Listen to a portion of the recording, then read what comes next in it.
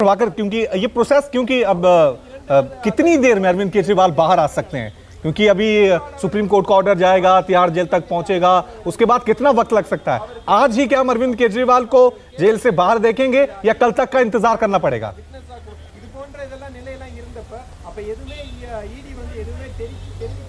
देखिए, जब supreme court अंतरिम आदेश देता है तो उसके बाद से ट्रायल कोर्ट जाने की मेरी जानकारी में जरूरत नहीं होती है।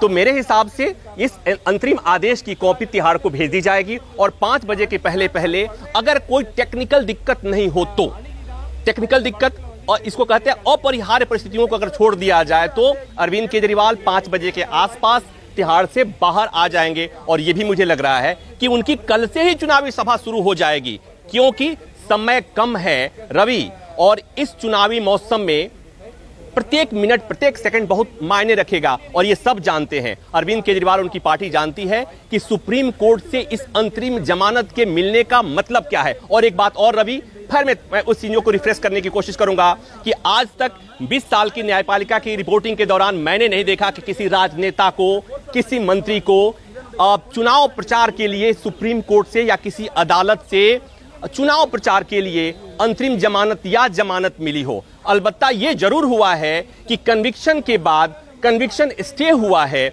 स्टे होने के बाद चुनाव लड़ने की परमिशन मिली है, बाकी चीजें हुई हैं, लेकिन चुनाव प्रचार के लिए किसी को जमानत या अंतरिम जमानत मिली हो ऐसा मैंने नहीं देखा है, आज तक मैंने नहीं पढ़ा है। हालांकि ये बात ईडी ने सुप्रीम कोर्ट में जो हलफनामा कल दायर किया था ऑर्डर सुरक्षित होने के बाद, उसमें भी ईडी ने कहा था कि पिछले 5 साल में कुल 130-32 चुनाव हुए और ऐसी कोई स्थिति नहीं है। ईडी ने भी बात कही थी कि आज तक ऐसा हुआ नहीं, अगर ऐसा होता है तो इस तरह के मामले और आने शुरू हो जाएंगे।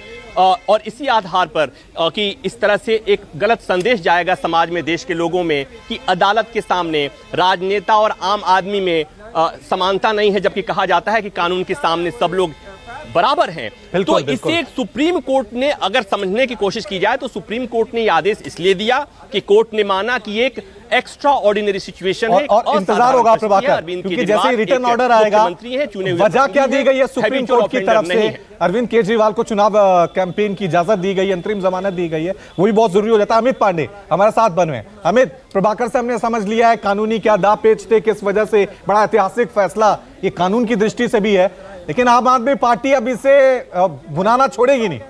जब संजय सिंह आए थे तब बहुत बड़ा उसकी मार्केटिंग की गई थी। क्या तैयारी चल रही है अब आम आदमी? अरविंद केजरीवाल सबसे बड़े स्टार प्रचारक, सबसे बड़े नेता आम आदमी पार्टी के, जेल से बाहर आने वाले हैं, और वो भी दिल्ली लोकसभा चुनावों से पहले।